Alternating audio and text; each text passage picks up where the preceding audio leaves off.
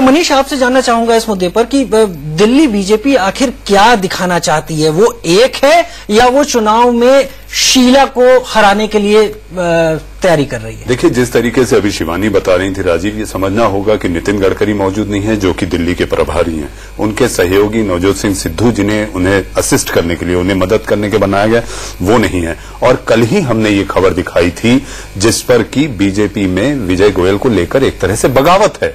परसों जब नितिन गडकरी के घर बैठक हुई, उसमें कई दिल्ली के ऐसे नेता थे जो कि विजय गोयल के नेतृत्व को स्वीकारने को तैयार नहीं है।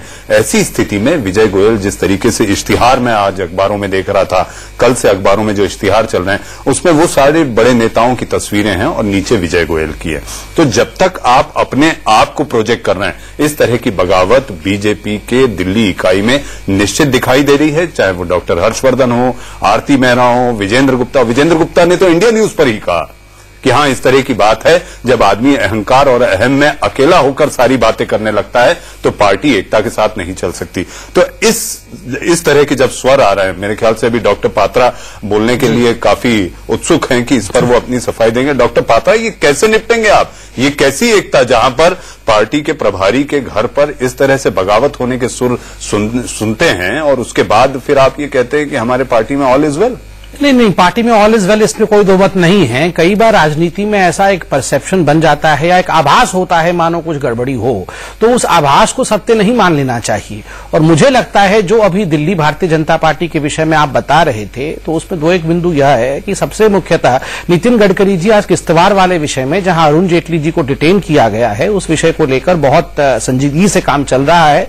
तो मल्टीपल फ्रंट्स पे काम करना पड़ रहा है, इसलिए हर नेता हर जगह मौजूद हो ऐसा संभव नहीं है। और जिस प्रकार से प्रभारी तो होना चाहिए ना डॉक्टर पात्रा? नहीं, प्रभारी, आप दिल्ली के प्रभारी हैं, सबसे बड़ी चुनौती है आपको। शीला सरकार के खिलाफ आपके बड़े बड़े आंदोलन हो रहे हैं और प्रभारी ही नहीं मंच पर। नहीं, देखिए मनीष जी, सबसे महत्वपूर्ण बात है प्रभारी के आशीर्वाद के बिना, उनके कंसेंट के बिना यहां पत्ता भी नहीं हिल सकता। तो जिस प्रकार का एक बहुत बड़ा आंदोलन का स्वरूप अभी आपने टीवी के माध्यम से दिखाया, तो इसमें संपूर्ण रूप से प्रभारी का आशीर्वाद रहा होगा, उसके बिना संभव नहीं है। और जैसे मैंने कहा, मल्टीपल फ्रंट्स पे आज काम चल रहा है, क्योंकि किश्तवाड़ का मुद्दा एक बहुत महत्वपूर्ण मुद्दा है। वहां किस प्रकार हमारे नेशनल लीडरशिप को डिटेन किया गया है, वहां क्या रणनीति रहेगी, इन सब को लेकर नितिन गडकरी जी और जो पूरी टीम है, core team Bharatiya Janata party की, वो इस पे काम कर रही है। डॉक्टर पात्रा, जब भी एक पार्टी, जो बड़ी पार्टी होती है, कोई मुहिम तैयार करती है, तो मुहिम छोटे मोटे किसी दूसरे इंसिडेंट से हिलती नहीं है, बहुत लंबी तैयारी होती है। डॉक्टर पात्रा, नरेंद्र मोदी आपके बहुत बड़े फिगर हैं, उनको लेकर आप आगे जा रहे हैं, साफ दिखाई पड़ रहा है, चाहे स्वीकार ना किया जा रहा हो।